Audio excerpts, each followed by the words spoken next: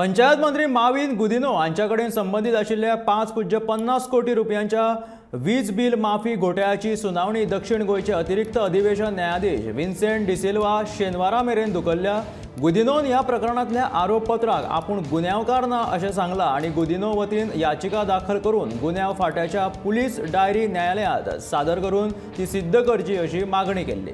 सरकारी वकील बेरेस्तारा आपली केस सादर करपाची आशिल्लो, मात सरकारी वकील न्यायालयांत हाजीर नाशिल्ल्यान सुनावणी फुडें धुकल्ल्या.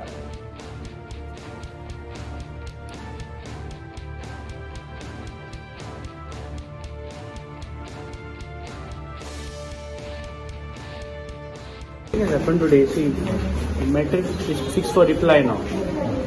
On the last date, on behalf of accused number 1, there was an application which was filed requesting the court to call for police diaries around. So on that, the PP will have to file a reply. It is fixed for the reply on Saturday, on 2nd.